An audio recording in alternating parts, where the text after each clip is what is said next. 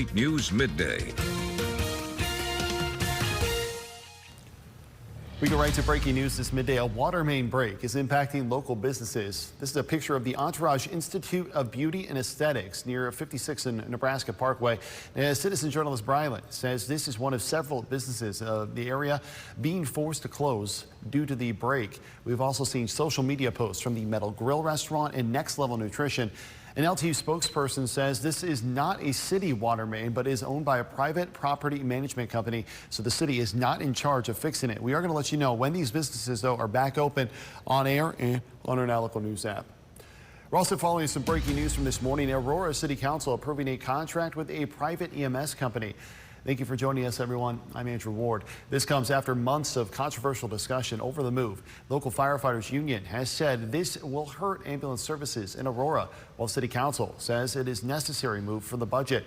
Now the final steps are in place. A 3-year term is agreed to with EMS Unlimited to provide emergency medical services for the community.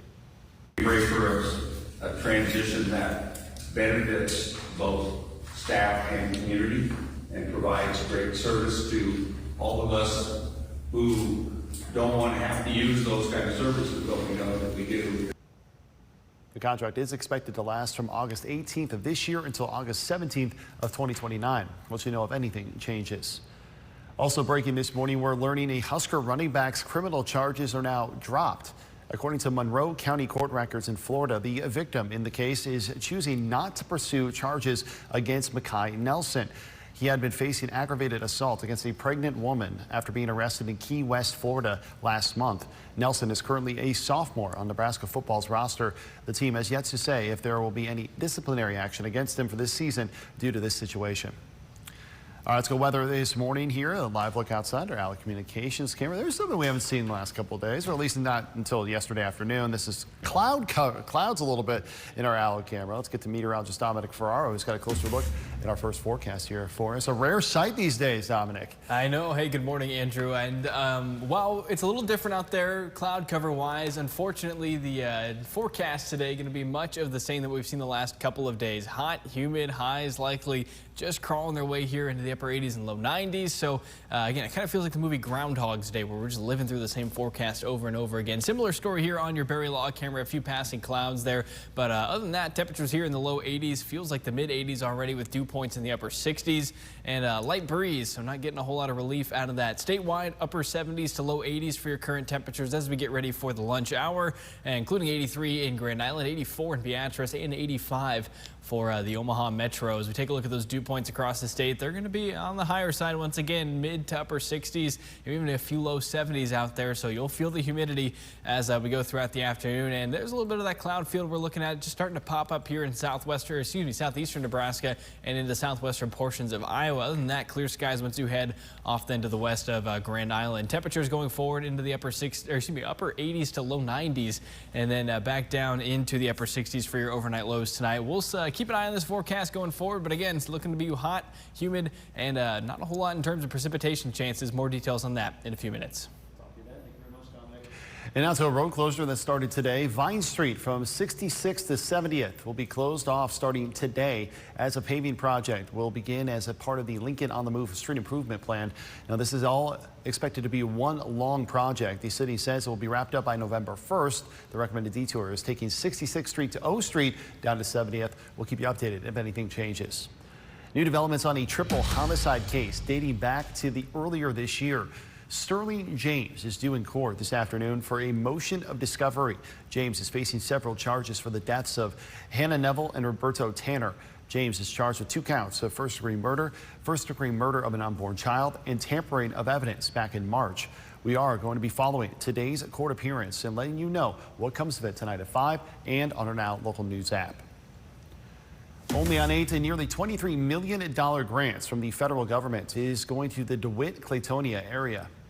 Well, you know, it's really going to improve safety. I think we'll have a lot more opportunity for business and industry to maybe travel this way more frequently. The improvements will have a big impact on drivers and farmers. Right now, some are taking a 15-mile detour. Chinley's Daniel Da Silva speaking to a farmer about what this means to them. This bridge here is a 10-ton bridge right now. And all of our traffic, most of the truck traffic in the area today is 40 ton or greater.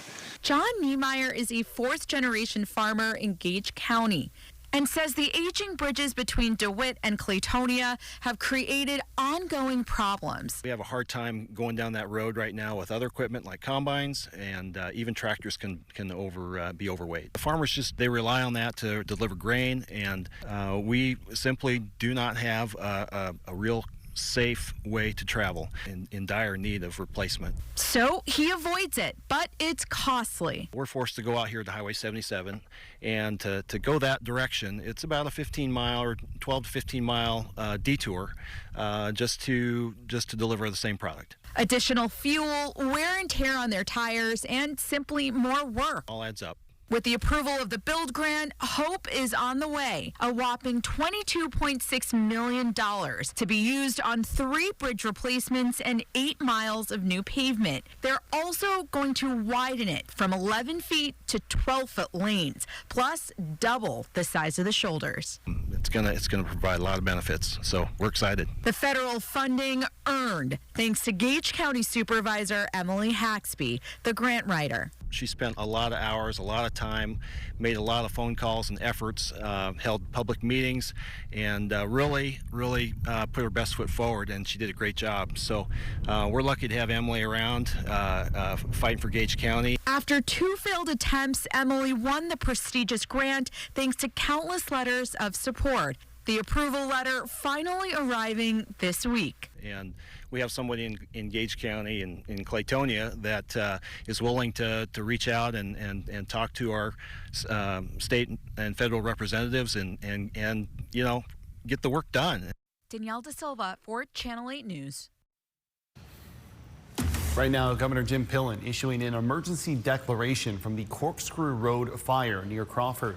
Lightning started it on July 10th, and it's burned nearly 30 acres and is threatening the safety of Nebraskans and private property. The proclamation activates vital state resources and allows emergency fund money to help cover costs to fight the fire.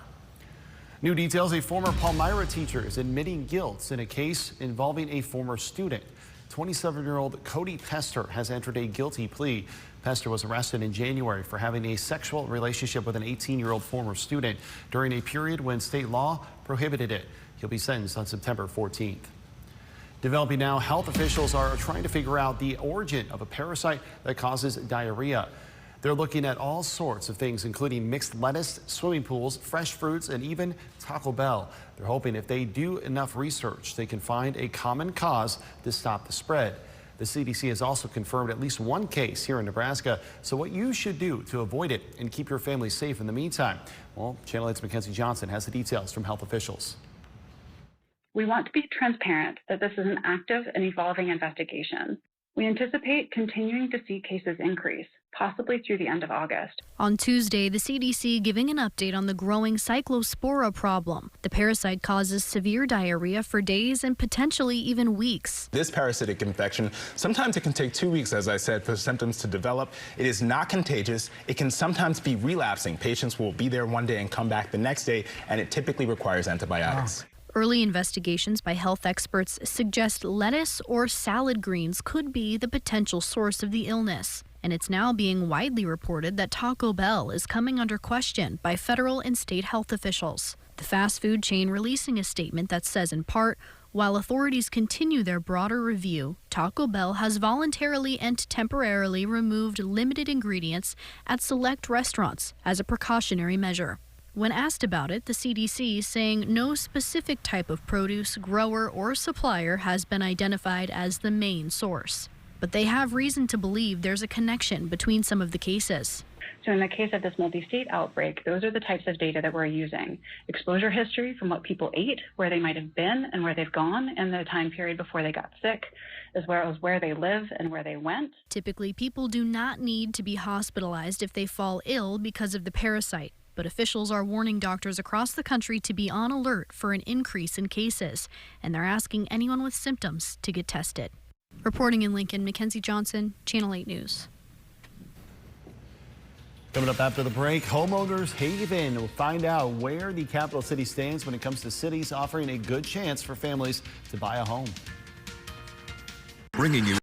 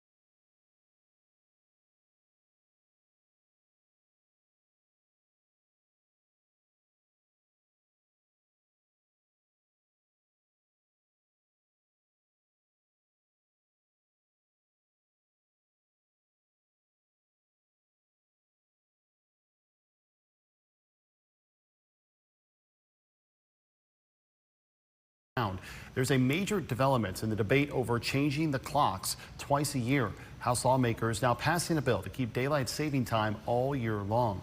Here's ABC's Sophie Flay.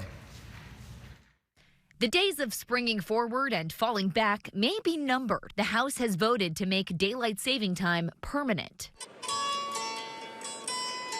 Without objection, the motion to reconsider is laid upon the table.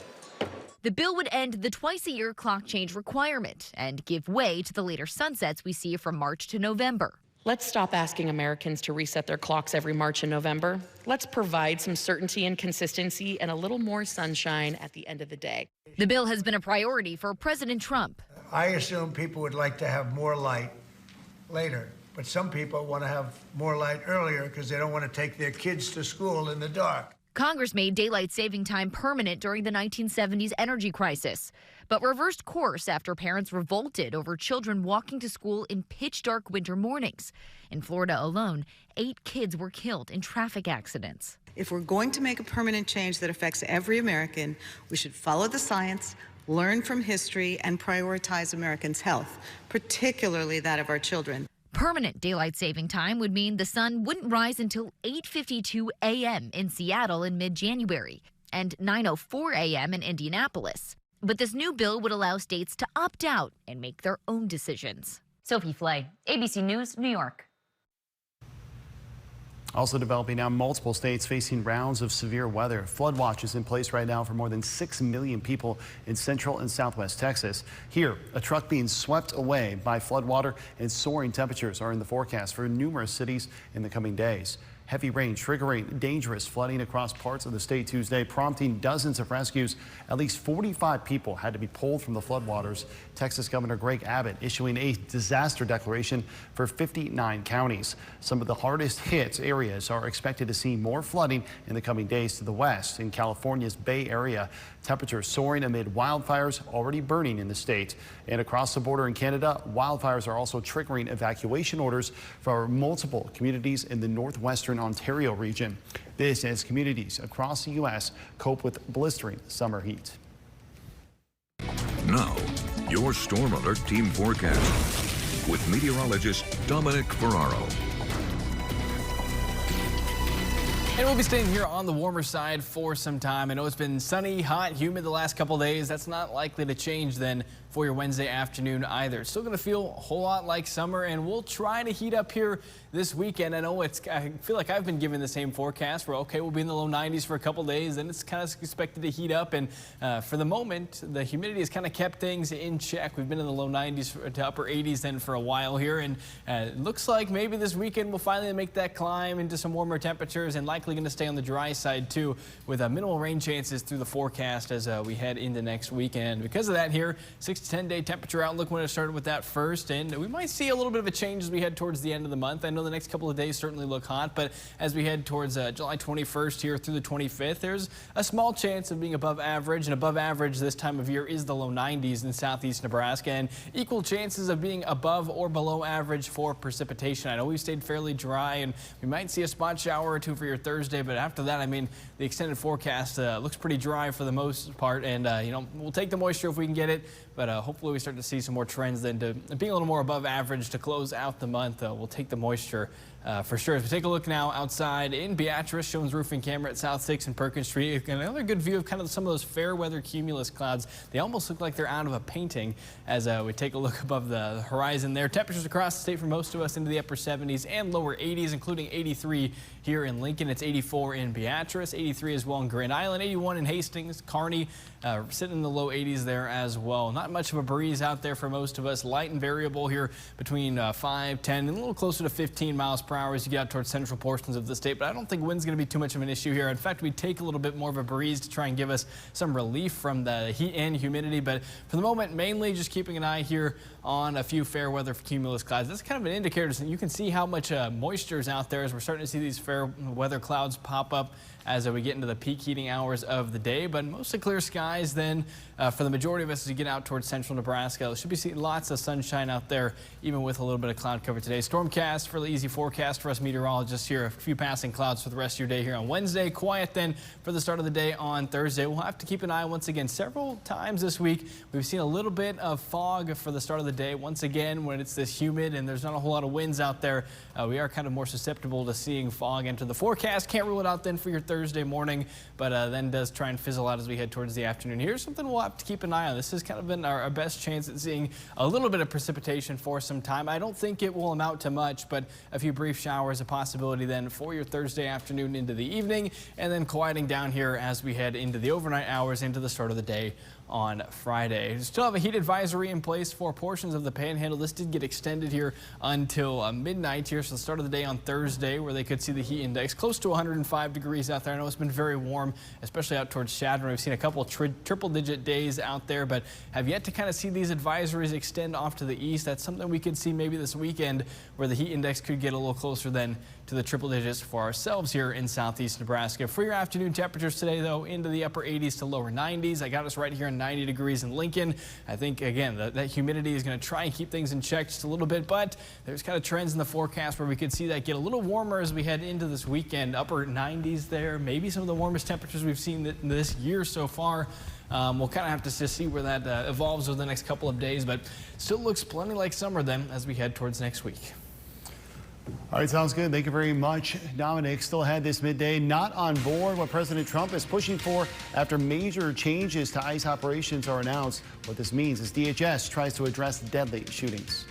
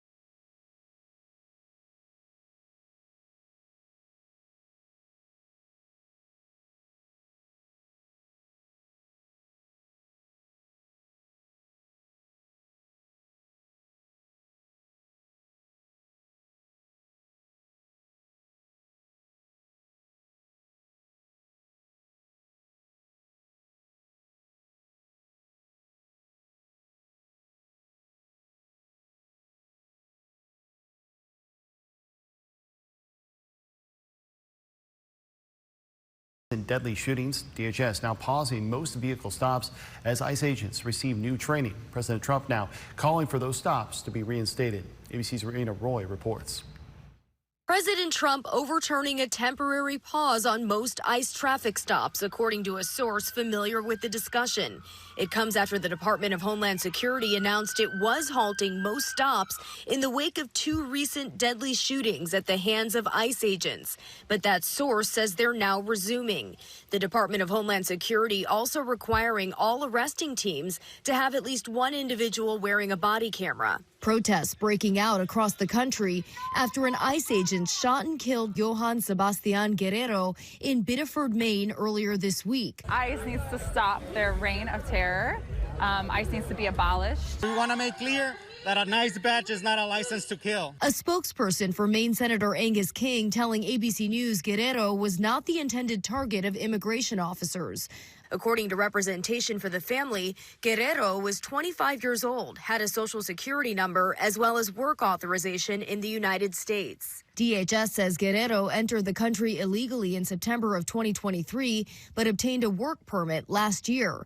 Multiple sources tell ABC News the agent involved in the deadly shooting was a newly sworn-in ICE officer, but had been a law enforcement officer with the Department of Veterans Affairs since 2017.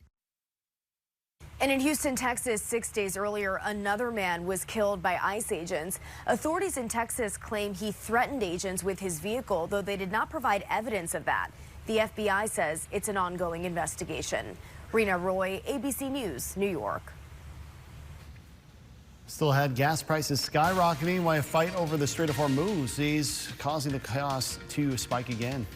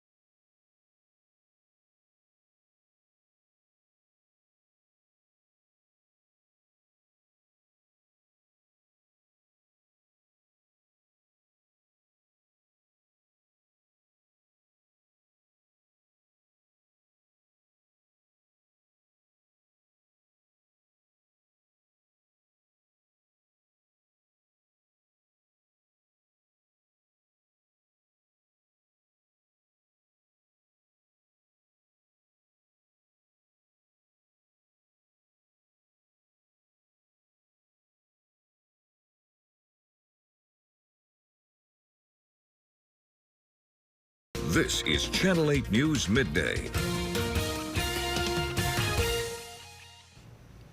Well, drivers are seeing a big jump in gas prices this morning thanks to the war in Iran. Take a closer look here at the cost for 1 gallon at Phillips 66 station here in Lincoln. It's showing $3.89. And this video shared on a Now Local News app by citizen journalist Bryce. Melanie also showing us prices at a local Super C this morning. Their price is sitting around $4.39, $3.69 for regular gas as well. That's significantly up from yesterday when most stations around Lincoln were selling around for $3.59 a gallon.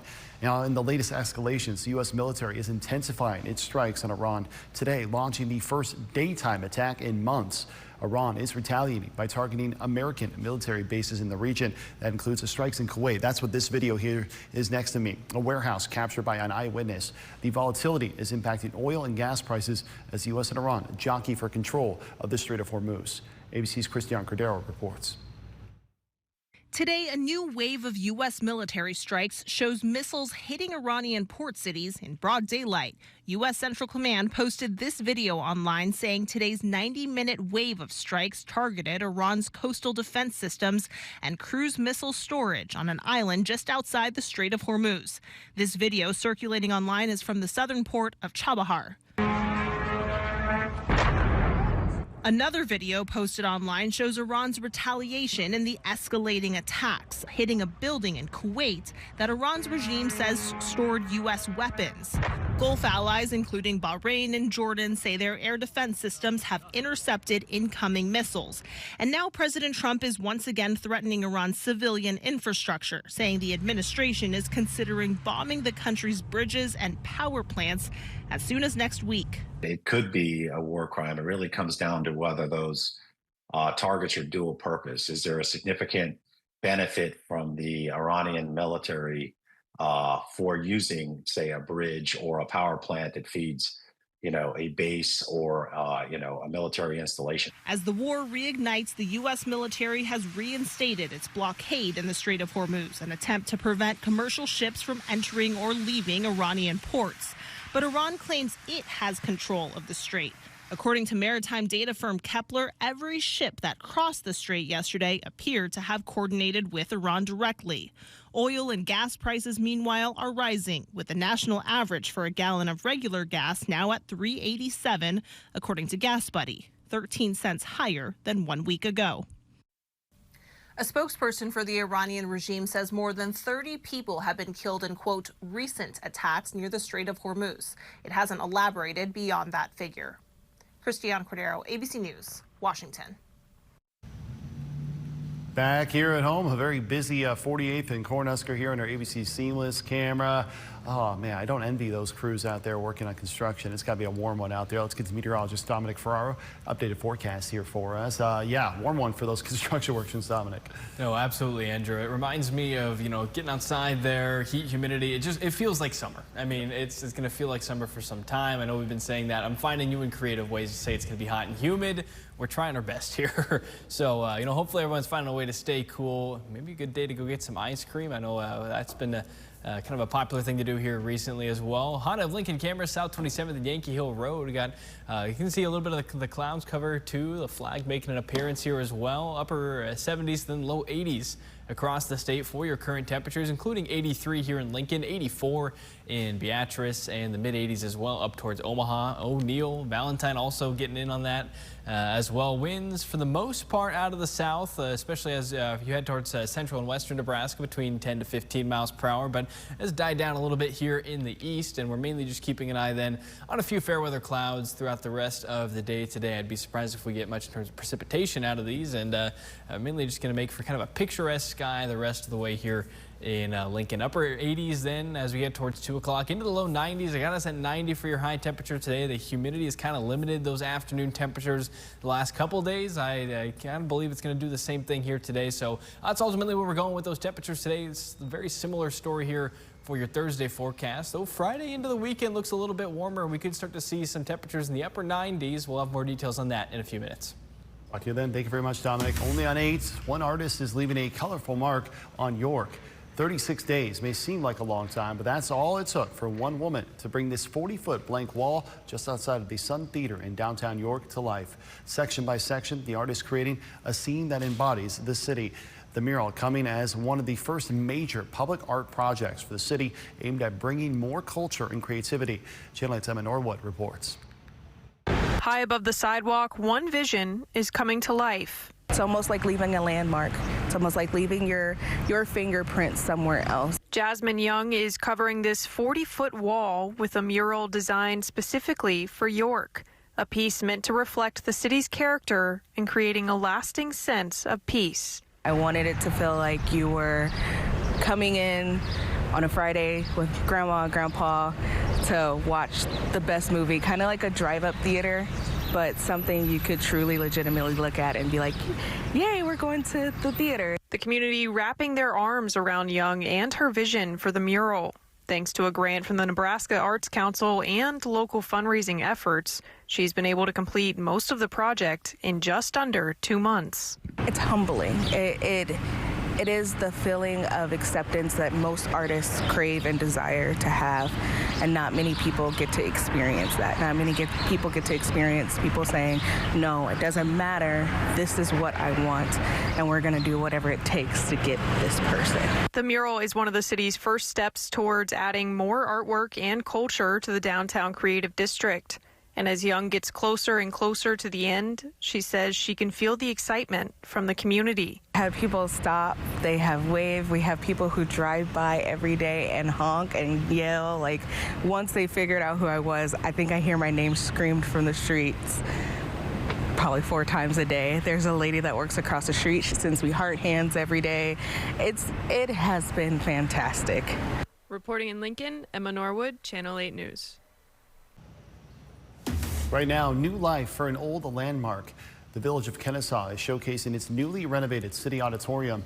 It now features a restored gym, offices, plus locker rooms and a wrestling room for Kennesaw Public Schools. The project was supported through the state's Rural Community Recovery Program, along with donations from the local community. A ribbon cutting is scheduled for August 7th during the village's weekend celebration. Also new this morning, Coda Works is announcing their top 100 finalists for their Coda Award, and a public art installation in Kearney has made the list, which is what you are seeing here. The award is given to those who successfully integrate commissioned art into interior, architectural, and public spaces. Voting is open and goes until July 30th. New developments on the Ryder Park project taking place in Grand Island. During their meeting, city council members approving an increase of more than $80,000 to finish the project. Councilman Ryan O'Neill remarking on how impressive it's been so far. I've been over there to see a couple of games at Ryder Park. I think it's been a very impressive improvement. It's nice to have the Diamond League baseball team over there as well. The field looks really sharp out there, and it's good to have it be a private and public partnership out there as well. The purpose of the project is to provide better viewing for fans and better field conditions for players, and maintain the park as a fun and safe place for families. New at midday, a beloved high school football head coach is giving it one last hurrah after more than 2 decades. Coach Kurt Earl announcing this season will be his last one at Lincoln Christian School. Coach Earl says he is retiring to be with his wife, who's battling brain cancer. Coach Earl sharing the news with an emotional message on Facebook. He says with his spouse Danelle's condition, he wants to help her live the best life she can. She has been in remission since May of last year. He adds that he, quotes, no longer feels called to lead the football program, end quotes. He says it is a well thought out decision backed by support from friends and family. Coach Earl has been with the Lincoln Christian football program for 21 years and spent 40 years in the sport overall. He plans to remain head coach for the boys golf team, as well as Bible teacher and coach in the weight room. Happening today, the Lincoln Salt Dogs are hosting a grand slam of a celebration. The American Association All-Star Game is tonight at Haymarket Park, with gates opening at 4 o'clock. The events will start with a home run derby before the game beginning at 7:30. To wrap up the fun night, there will be a post-game firework extravaganza. Organizers say the event is more than baseball. It's a chance to celebrate the people who make Lincoln an all-star city. Coming up after the break, tech on display. Discover the new tool developed with the help of UNL students, set to improve the local ag industry.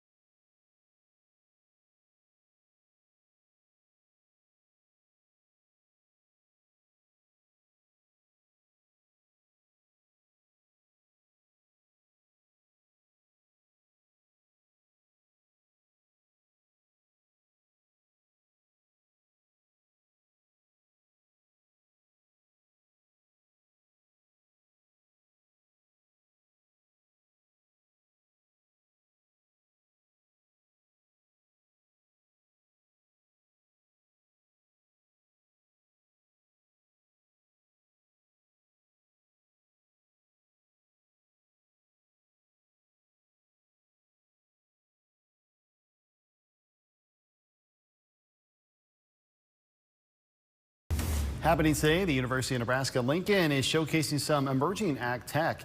They are partnering with the ALA Engineering to demonstrate some cutting-edge technology. The event is taking place this afternoon and will showcase equipment like the autonomous feed truck and give insight into how the university is partnering with Nebraska businesses to advance the next generation of ag innovation.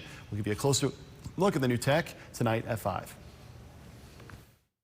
Now, your Storm Alert Team Forecast with meteorologist Dominic Ferraro. Well, it's still plenty hot and humid for that forecast. As we had mentioned, get ready for the heat, humidity, and unfortunately not going to see a whole lot of rain chances coming up either, even though some spots of the state certainly could use it.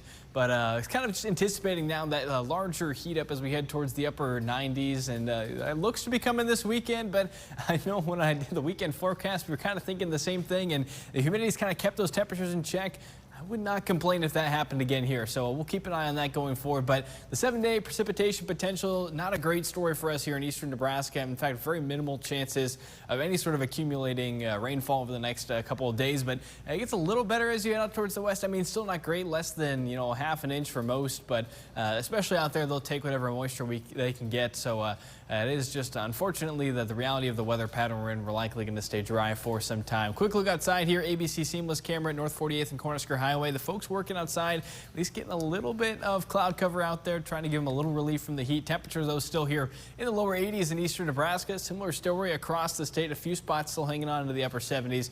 I do think then we're going to stay on the warmer side as we go throughout the rest of the afternoon. It's still 83 here in Lincoln, 82 in York, 83 as well for Hebron, and the lower 80s in Hastings. And so far, the humidity definitely on the higher side as well. Mid to upper 60s. A few spots might even try to make their way to the low 70s. Nebraska City already there. So this is kind of a combination of the weather pattern we're in, plus all of the moisture coming off of the crops. Corn sweat is very much a real thing. And over the last couple of days, I mean, we've seen dew points 5-10 degrees above what models have anticipated. And that's made forecasting fairly tricky here in southeast Nebraska, but kind of getting a better grasp for that. So hopefully we'll kind of get those numbers in check going forward. But it's still looking at a little bit of fair weather cloud cover here in the eastern half of the state. I do think it gets a little more clear as you head out towards the west, but still a fair amount of sunshine for most as we go throughout the rest of the afternoon today.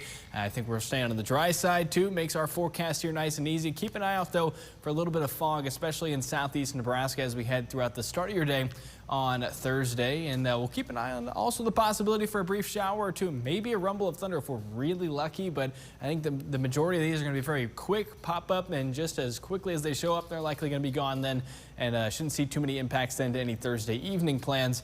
But staying once again on the clear side as we head into your Friday morning. We still have that heat advisory in place for portions of the Panhandle. They've seen some of the warmest temperatures of the last several days, and no surprise that we're continuing to see that heat advisory then through the rest of your Wednesday here and into early Thursday morning. Have yet to kind of see those move off to the east, but that time could be coming here soon. Upper 80s to low 90s for your highs in southeast Nebraska today. Very similar story then for tomorrow. Maybe a few more 90s trying to sneak their way in there. I do think, though, all of that humidity in place is going to kind of keep those temperatures in the low 90s for the moment.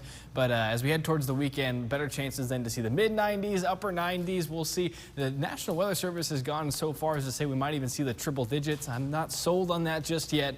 But we'll see plenty of warmer temperatures then for this weekend. So if you have any outdoor plans, make sure we're getting ready for the heat. A better pattern change, though, as we head towards the middle of next week, maybe even back down into the mid 80s. Maybe a chance for some precipitation in there. We'll see. It's kind of a long ways out in terms of the meteorology side of things. But as always, we'll keep you up to date with the latest forecast. All right, sounds good. Thank you very much, Dominic. You mentioned the dog days of summer. Well, we have a little doggo up for adoption. Our live interview with the Capital Humane Society coming up next. Stay with us.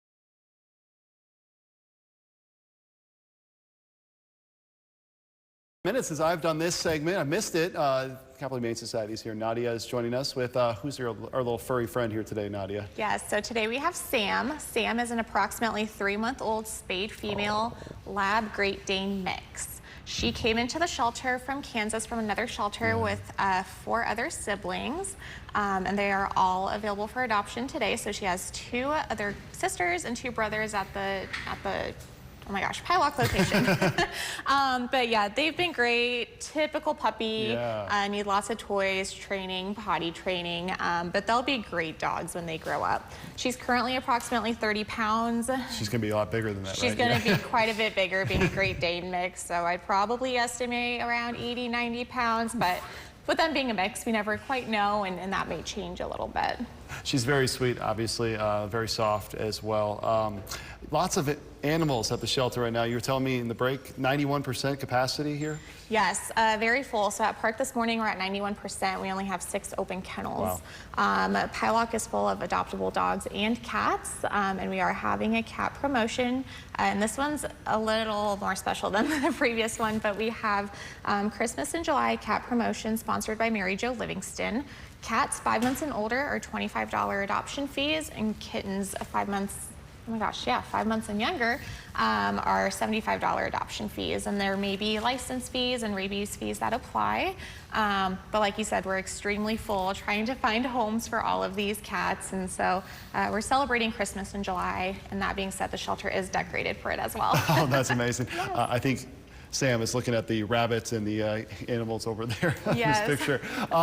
You mentioned she came from Kansas. How often does that happen when you guys are taking in animals from other locations and other shelters?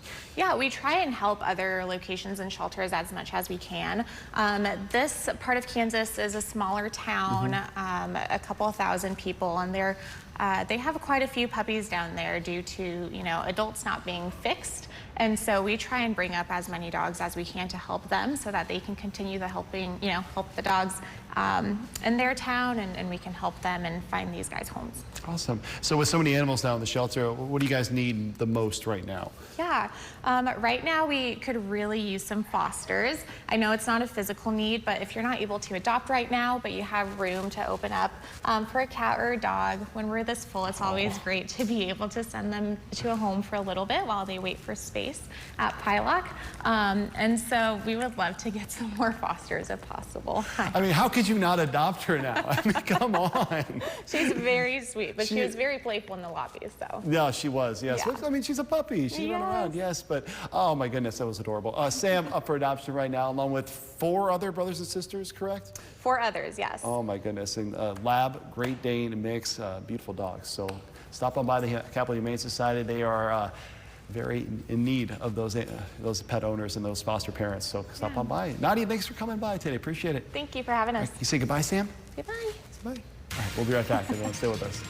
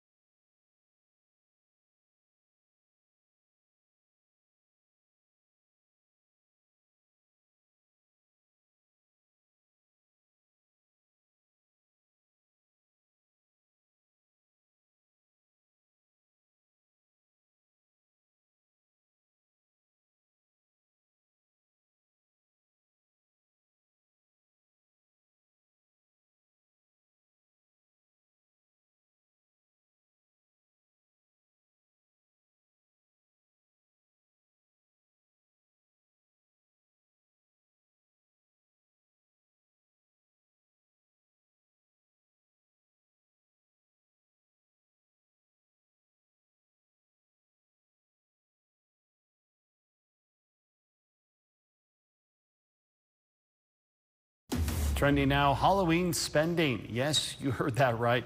And that's no trick either. Retailers unveiling their products months ahead of time. ABC's Sam Champion has the details. It might feel ghastly. Baby at Home has their Halloween stuff already out. I don't care if it's July. It might feel witchy. So it's socially acceptable to celebrate Halloween. Let's go. But this morning, even with summer heating up, stores across the country are already scaring up big Halloween business. Shoppers joining in the delight and fright on social media, screaming out what they call code orange alerts with every new drop in haunted hall. Posts on TikTok up 253% in the last month. I think consumers are looking for the fun of Halloween, and retailers are responding to that. This early start to spooky season comes as the Summerween trend is hitting new heights this year, up more than 220% in the last month. And brands are looking to capitalize on the excitement, going bigger than ever. Literally, like Lowe's with new animatronic offerings for your front yard. Or if you're feeling crafty, Michael's rolling out 6 different sets of Halloween decor, its most expansive assortment ever. And Bath & Body Works has scary scents. I think I couldn't miss this. While Five Below has you covered to get your booze on a budget. You can even find Halloween items where you may not expect them. There's a code orange here at IKEA. That's right. Even IKEA's in the mix with their own collection. Gen Z and even Gen Alpha, these are the kids under 14. Clicks, their shares, their saves are training feeds, and they've been engaging with Halloween content all year round. And don't forget, tonight, the 2026 ESPYs will be right here on ABC. The show starts at 7 o'clock, our time. Funds raised during the show will go toward the V Foundation for Cancer Research. Don't worry, it's all happening right here on Channel 8, again at 7 o'clock. Well, before we go to break, let's take a live look outside. And Dominic mentioned some of those clouds out there right now. It's a final check of the forecast here after the break. You're watching Channel 8's News at Midday. Figuring